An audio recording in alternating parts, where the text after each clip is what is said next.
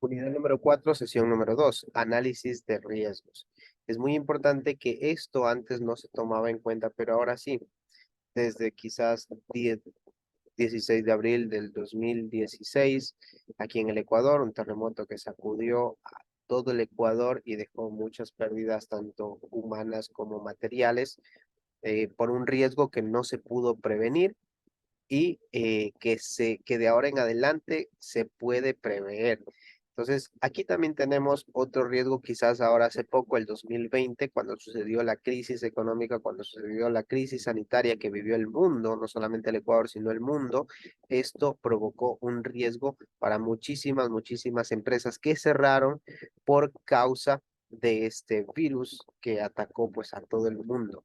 Entonces aquí es donde debemos tomar en cuenta el análisis de los riesgos. Pueden haber riesgos y debemos tomarlo en cuenta para que nuestro emprendimiento siga adelante sin ningún inconveniente.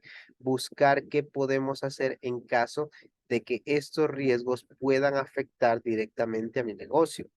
Y aquí tenemos, ¿cuáles son los riesgos? Riesgos naturales, fenómenos de la naturaleza, inundaciones, sequía. Yo debo aprender y tomar en cuenta esto, siempre tomar en cuenta esto. Tecnológicos, accidentes químicos, transporte de mercancías peligrosas, apagones eléctricos, pueden dañar mis productos. Antrópicos, generados por errores humanos, accidentes de transporte público, grandes concentraciones de personas, etcétera.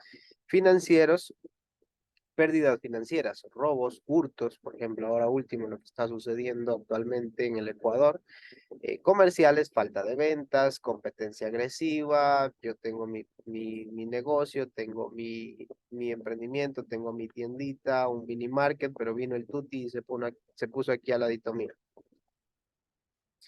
Dinámicos, coyunturas económicas, inflación, variaciones en la demanda, legales, regulación y normas estatales o su incumplimiento, que de repente ahora te aplican otro impuesto a ti porque vendes frutas, por ejemplo. Entonces, tomar en cuenta todos estos riesgos.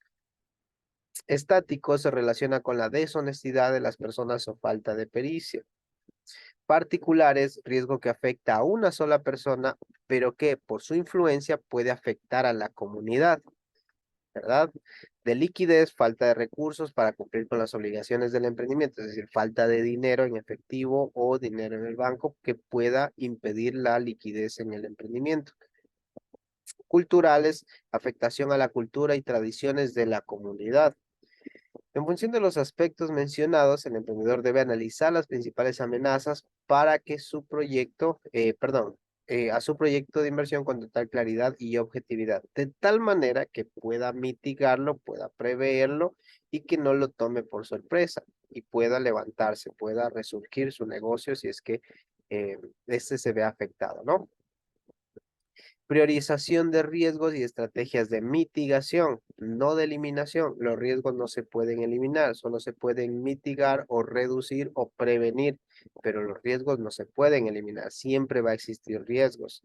Y aquí tenemos descripción del riesgo, es decir, ¿qué me puede pasar si yo tengo una empresa de agricultura? Por ejemplo, tengo una empresa que por ahí estoy un negocio que quiero por ahí criar tilapias. Quiero criar tilapias. ¿Cuáles son los riesgos que me pueden venir a mí? Riesgos ambientales. Puede venir una inundación. ¿Qué pasa cuando venga una inundación?